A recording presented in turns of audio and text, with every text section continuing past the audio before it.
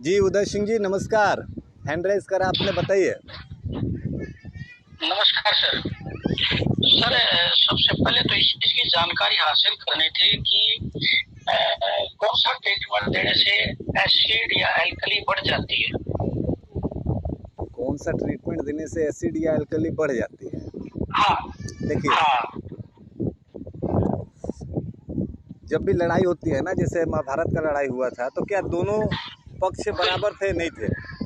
कौरव लोग कितना भी थे ना, तो पांडव से ज़्यादा ताकतवर थे, तभी भगवान कृष्ण को पांडव की तरफ आना पड़ा। तो हम लोग ठीक है, हाँ बहुत सारी बीमारियां लेके जूझते हैं और 90% बीमारियों में ये होता है कि एसिड बढ़ गया है, हम एसिड को कम करना चाहते हैं।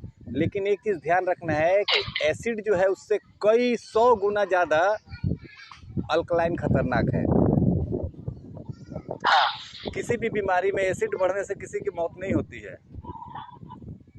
ठीक। लेकिन अगर अल्कलाइन बढ़ जाए तो व्यक्ति की मौत हो सकती है। इसलिए ऐसा कोई फॉर्मूला या ऐसा कोई पॉइंट हमारे पास तो नहीं है जिससे हम अल्कलाइन को बढ़ा सकें। हाँ, अल्कलाइन को घटा सकते हैं,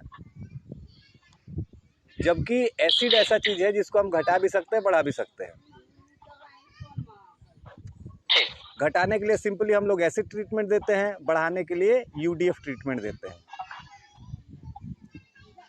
बढ़ाने के लिए यूडीएफ और घटाने के लिए एसिड का है। हाँ, नहीं सर, ये चीज तो आपकी बिल्कुल ठीक है, लेकिन कई बार हमें सुनने को ये मिला है कि भाई आप जो है क्या नाम था, गैस आई दोगे, गैस दोगे तो उसमें एसिड बढ़ता है जी। इस टाइप की चीजें हमें पूछने की इच्छा। अच्छा देखिए, 10 मेडुला होता है, इसको अगर आप देंगे तो एसिड का लेवल बढ़ेगा। गैस ओनली देंगे तो इससे भी एसिड का लेवल बढ़ेगा। अगर हाफ कुंडली 20 सेकंड देंगे तो इससे भी एसिड का लेवल बढ़ेगा। ये सब कुछ ऐसे पॉइंट है जो एसिड को बढ़ाते हैं, लेकिन हाँ, अलग अलग तरीके से, अलग अलग जगहों पे। जैसे हम गैस ओनली देते हैं, तो गैस ओनली में क्या होता है, डायरेक्टली जो हमारे स्टमक का तरफ है, ब्लड का सर्कुलेशन बढ़ता है, जिससे वहाँ पे जो जी सेल है वो अधिक मात्रा में गैस्ट्रिन प्रोड्यूस करती है, जिससे कि हाइड्रोक्लोरिक एसिड बढ़ता है स्टमक के अंदर। अभी जब हम किसी को 10 मेडुला देते हैं, तो 10 मेडुला का काम है वेगस नर्व को एक्टिवेट करना। वेगस नर्व जो एक्टिवेट होगा वो सिर्फ स्टमक के लिए नहीं, वो हमारे माउथ से लेकर के ट्रांसवर्स कोलोन तक, वो सभी चीज़ों को दिखता है, हर जगह का वो एसिड लेवल बढ़ा देगा। अभी समझ के देखिए कि किसी को आर्थराइटिस की प्रॉब्लम है, हमने liver zero mucus zero check किया, म्यूकस जीरो में दर्द है, तो एसिड बढ़ा हुआ है। तो जब एसिड बढ़ा हुआ है तो ऐसे मामले में किसी पेशेंट को ये गैस ओनली, 10 मेडुला, हाफ कुंडली 20 सेकंड, ये सारी कोशिश करेंगे, अवॉइड करेंगे नहीं देने के लिए।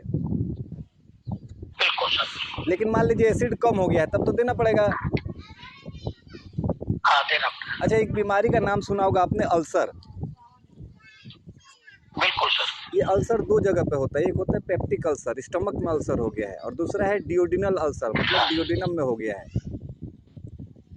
तो अभी स्टमक में अगर अल्सर हो गया है और उस बंदे का एसिड लेवल कम है, तो एसिड लेवल को बढ़ाने के लिए अगर 6 गैस ओनली देंगे तो वो डायरेक्ट स्टमक के ऊपर काम करेगा, तो इसलिए गैस ओनली नहीं दे सकते। लेकिन अगर किसी को डियोडिनल अल्सर है, डियोडिनम में अल्सर है, तो उसको हम गैस ओनली दे सकते हैं। उसको 10 मेडुला या हाफ कुंडली 20 सेकंड ये नहीं देंगे। ये चीज़ ध्यान रखिएगा कि एसिड बढ़ाने वाले जो तीनों पॉइंट मैंने बताए, इसमें से 10 मेडुला जो है ये एंटायर डाइजेस्टिव सिस्टम में, सिर्फ डिसेंडिंग कोलन को छोड़ करके बाकी सब जगह काम करता है। लेकिन गैस ओनली जो है वो सिर्फ स्टमक के ऊपर काम करता है। ठीक है। अच्छा सर, जो आपकी ये अभी बातचीत चल रही है जी, क्या ये कहीं आपके यहाँ रिकॉर्ड होती है? ये शायद हमारे वेबसाइट में रिकॉर्ड तो होती होगी। नहीं, जैसे सर अपना स्क्रीन रिकॉर्डिंग नहीं करते हैं, कोई इस टाइप का कोई सिस्टम नहीं बन सकता क्या इसमें? अब पूरे सेशन का तो नहीं, बीच में 5 मिनट 10 मिनट का मैं रिकॉर्ड करता हूँ कभी कभी। अच्छा अच्छा, ठीक। अच्छा सर, एक चीज और थी, जैसे आपने पीछे बताया था कि ESR बढ़ जाए तो उस आदमी को जो है ना प्रॉब्लम आती है, मतलब जैसे एबनॉर्मल हो जाते हैं। हाँ। कोशिकाएं जो है, लेकिन और उसके बाद उसको ऑटो इम्यून भी हो जाता है जी। लेकिन जो रिपोर्ट हमारे पास आई उसमें ESR जो है 60 है नहीं, और उसको फिर भी ऑटो इम्यून है, तो उसका कैसे, सुनिए, क्या ये कोई एक मिनट, मतलब जो है मशीन में गड़बड़ है या चेकिंग में गड़बड़ है? एक बात सुनिए, सभी हाँ सर। सभी ब्राह्मण हिंदू हैं, हाँ लेकिन इसका ये हाँ, मतलब नहीं है कि सभी हिंदू ब्राह्मण है। ठीक ठीक। ये सर बढ़ने का ये मतलब हो सकता है कि ब्लड के सेल्स में इन्फ्लेमेशन आ रही है, आगे चल के ऑटो इम्यून हो सकता है, लेकिन ऐसा जरूरी नहीं है कि हर ऑटो इम्यून में ESR का लेवल बढ़ा रहेगा, ये जरूरी नहीं है। ठीक ठीक ठीक है। ठीक सर। अच्छा सर, एक हाइपोथायराइड को अपन जो है ना बीच में जैसे ट्रीटमेंट देने के बाद कब चेक करें, क्या सिम्टम है उसको चेक करने की? किस चीज़ का?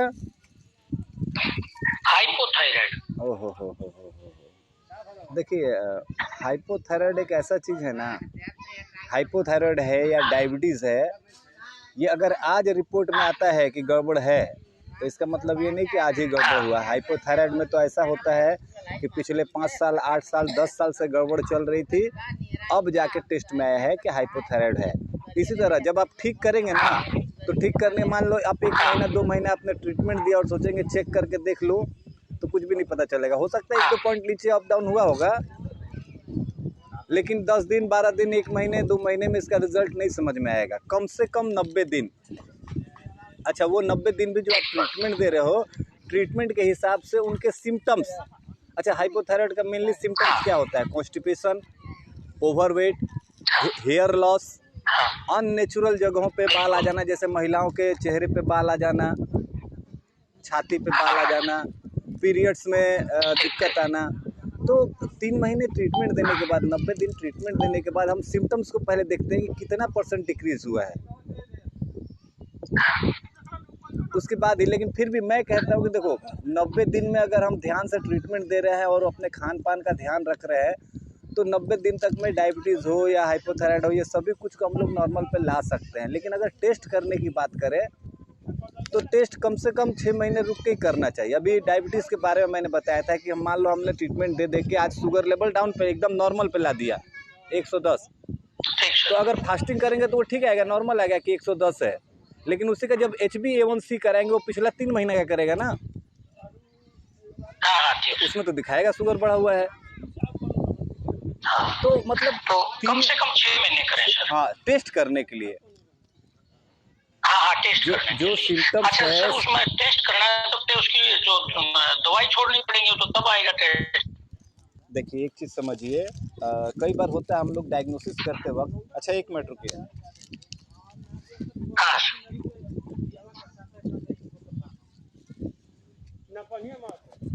कई बार डायग्नोसिस करने के बाद हम लोग पूछते हैं कि ब्लड प्रेशर की दिक्कत तो नहीं है? कहते ना नहीं है, मैं उसके लिए रोज़ दवा खाता हूँ। अरे भाई, तो फिर ये कहेगा नॉर्मल, जब दवा खा के नॉर्मल पे आ रहा है तो ये। लेकिन एक चीज़ है, दवा बंद करने की सलाह भी आप मत दे दीजिएगा किसी पेशेंट को। जैसे वो देखो, ऐसा तो नहीं है कि सिर्फ वो न्यूरोथेरेपी कराने के लिए हमारे पास आ रहे हैं, किसी न किसी डॉक्टर को दिखा करके वहाँ से हाइपोथायराइड का थायरोनॉर्म या थायरोक्सिन कुछ ना कुछ तो गोली खा रहे हो। जब आप 6 महीने के बाद चेक कराते हो और वो पूरा नॉर्मल में आ जाता है, अभी कहानी उसके बाद ही शुरू होती है, तो नॉर्मली उसको बताओ कि जिस डॉक्टर ने आपको दवाई लिखी थी ना, आप उनको ले जा करके एक बार ये रिपोर्ट दिखाओगे, क्या अभी भी दवाई खानी मेरे को ज़रूरी है? तो डॉक्टर साहब ने मान लो आज रिपोर्ट देखा ना, तो वो अगले 3 महीने के लिए दवाई का डोज कम करेंगे, बंद नहीं करेंगे। वो दवाई का डोज कम कर देंगे कि चलो ठीक है, आप 50 mcg की लेते थे, तो अभी 32.5 का लो या 25 का लो। 3 महीना तक ऐसे चलेगा उनका। फिर 3 महीना के बाद वो डॉक्टर ही बताएंगे कि हाँ, अब दवाई आगे कंटिन्यू करना है या छोड़ देना है। ठीक है। नहीं सर, उसमें ऐसा था, जैसे मेरी मिसेज है और स्टाफ नर्स है। अच्छा। और उनकी दवाई लगातार जो है ना बढ़ती ही जा रही थी, अब 100 पर आ चुकी है वो, लेकिन उसको मैं 6 महीने हो गए कंटिन्यू जो है ट्रीटमेंट दे रहा हूँ हाइपोथायराइड का। ट्रीटमेंट क्या? वजन भी कम हो गया है उनका। एक मिनट, हाइपोथायराइड के लिए क्या ट्रीटमेंट दे रहे हैं? जो अपन ने 40 हाफ कुंडली 40 सेकेंड। हाँ, ये 1 लाइन का है, बस यही दे रहे हैं। हाफ 6। हाँ यही दे रहा हूँ, उसके बाद में फिर जो है नॉर्मल अजय नॉर्मल भी दे रहा हूँ। नहीं तो ऐसा नहीं करिए, नॉर्मल अजय नॉर्मल पहले दीजिए, पहले नॉर्मल अजय नॉर्मल दीजिए, उसके बाद हाइपोथायराइड का ट्रीटमेंट दीजिए। आवाज आ रही है मेरी?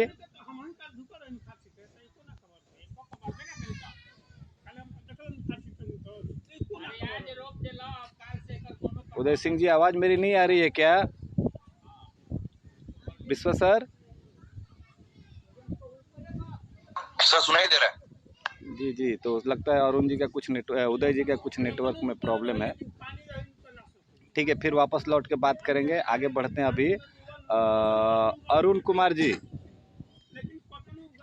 नमस्ते जी, कैसे आप? जी नमस्कार, बढ़िया हूँ, आप बताओ। सर मेरे रिलेटिव है, उनका वो 27 ईयर ओल्ड लेडी है। उनको लास्ट 4 वीक से उनको कमर का दर्द बढ़ गया है। तो उन्होंने MRI टेस्ट किया और उसमें रिजल्ट दिया है कि disc protrusion contacting right 1.5 nerve root करके आया हुआ है। L5 नर्व रूट आया हुआ है। अच्छा। और वो उनका अभी पेन भी बढ़ते जा रहा है, तो सिर्फ पेन किलर उनका हेवी डोज दे रहे हैं, बस वही चल रहा है अभी। और उनका भी माइग्रेन का भी इशू है और पॉलीसिस्टिक ओवरी सिंड्रोम भी है। अच्छा, एक काम करिए, कॉर्डा इक्विना प्लस ट्रीटमेंट पता है आपको? कौन सा sir? Chorda equina plus. Formula sheet में रहेगा क्या सर? हाँ हाँ है, बिल्कुल है। ठीक है सर, एक काम करिए, उनको आज कॉर्डा इक्विना प्लस दीजिए, उससे थोड़ा सा पेन कम होगा इनका। और जो MRI की रिपोर्ट है उसका एक फ़ोटो खींच करके मेरे को सेंड कर दीजिएगा। ठीक है सर, मैं कर देता हूँ सर। और अभी कॉर्डा इक्विना प्लस दीजिए। अगर आपके पास फार्मूला शीट में ना हो तो मेरे को व्हाट्सएप करिएगा, या महक मैम को व्हाट्सएप करिएगा, या विश्वास सर को भेज देंगे आपको।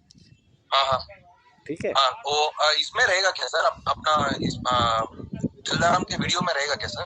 वीडियो में ऐसे अलग से वीडियो जो बनाया गया मेरे को भी ध्यान पर नहीं, उसमें कॉर्डा इक्विना प्लस है कि नहीं है। एक बार सेशन समाप्त होने के बाद मैं चेक कर लेता हूँ, अगर नहीं होगा उसमें तो आप ठीक है सर, व्हाट्सएप करना मेरे को। तो आप मेरे को रिकॉर्डिंग करके भेज दीजिए सर। तो मैं मैडम का नंबर है मेरे पास, विश्वास सर का भी नंबर है, तो मैं व्हाट्सएप कर देता हूँ उनको। चलिए ठीक है। Thank you sir. ओके जी,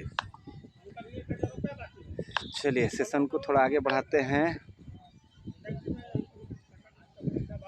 अच्छा, और किसी के पास कोई प्रश्न नहीं है? चलो बहुत बढ़िया।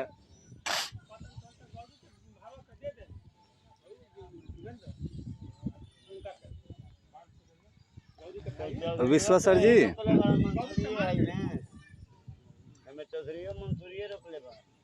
विश्व सर हैं क्या? जी अभी आगे थोड़ा हाँ ठीक है, कोई नहीं, अभी VC अधिकारी जी हैं, थोड़ा सा उनसे बात कर लेते हैं। जी अधिकारी साहब बताइए। हाँ सर, एक पहले डिस्कस किया था, उसको पार्किंसन है जिसको, और हाइपोथायराइड है, एक बार लिख के भेजा था हमने, 62 इयर्स की एज है और वगैरह है।